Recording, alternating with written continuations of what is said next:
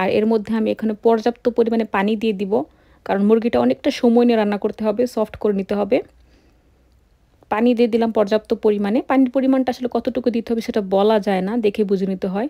এক কথায় মুরগির মাংসটাকে সফট করে নিতে হবে। আর এখানে ঢাকনাটা দিয়ে দিলাম। ফিরে এলাম কিছুক্ষণ পর, খুন্তি দিয়ে একটু নেড়েচেড়ে নিচ্ছি। দাঁড়িয়ে থেকে রান্নাটা করলে ভালো হয়, যে কোনো রান্না একটু ধৈর্য সহকারে রান্না করলে সেটা অবশ্যই খেতে ভীষণ ভালো হয়। তো আমি প্যানটা চেঞ্জ করে নিয়েছিলাম, আমার কাছে মনে হয়েছে প্যানটা একটু ছোট, সেজন্য আমি একটু গভীর প্যান নিয়েছি যাতে রান্নাটা করতে সুবিধা হয়।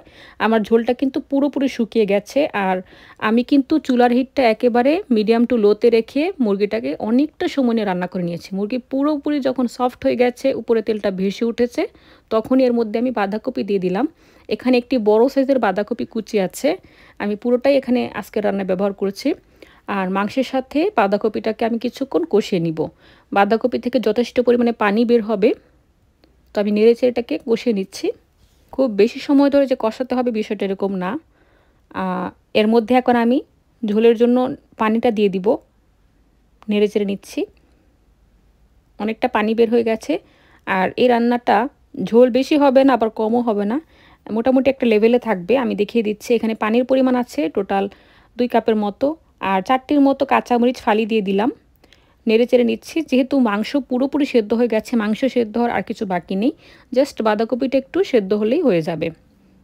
তো খুব ভালো করে ফুটে উঠেছে, আমি ঢাকনাটা দিয়ে দিলাম। কিছুক্ষণ এটাকে রান্না করে নিব।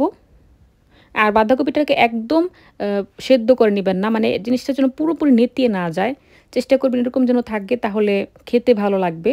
আর সবশেষে এর মধ্যে আমি প্রায় 3 চামচের মতো ঘি দিয়ে দিলাম। এই রান্নায় ঘিটা ব্যবহার করলে খুব বেশি ভালো রাজুক একটা স্মেল আসে, খেতে খুবই ভালো লাগে। ঘিটা অপশনাল, চাইলে স্কিপ করতে পারেন, কিন্তু আমি দিয়েছি। আর এরকমই থাকবে, খেয়াল করে দেখুন ঝোলটা এর চেয়ে বেশি মানে কমবে না, এরকমই রাখবো। এটা ঠান্ডা হওয়ার পর ঝোলটা কিন্তু আরও অনেকটা কমে যাবে, চাইলে আরেকটু ঝোল ঝোল রাখতেও পারেন, সেটা সম্পূর্ণ আপনাদের ইচ্ছা। আর আমি কিন্তু মাঝখানে প্যানটা চেঞ্জ করে নিয়েছিলাম, কারণ আমার কাছে মনে হয়েছে ওই আগের প্যানটা একটু ছোট, তো এটা একটু গভীর, নাড়াচাড়া করতে সুবিধা হয়, এই জন্য প্যানটা আমি চেঞ্জ করে নিয়েছিলাম। তো রান্নাটা আমার হয়ে গেছে, আমি ঝোলটা এরকমই রাখবো, এর চেয়ে ড্রাই করার কোনো প্রয়োজন নেই। আর আমি গ্যাসের চুলাটা নিভিয়ে দিয়েছি, দেখলেন তো কত সহজে রান্নাটা হয়ে গেল। বাঁধাকপির তো কত রকমের রেসিপি না আছে, এই রেসিপিটা একদিন অন্তত বাসায় ট্রাই করে খেয়ে দেখবেন।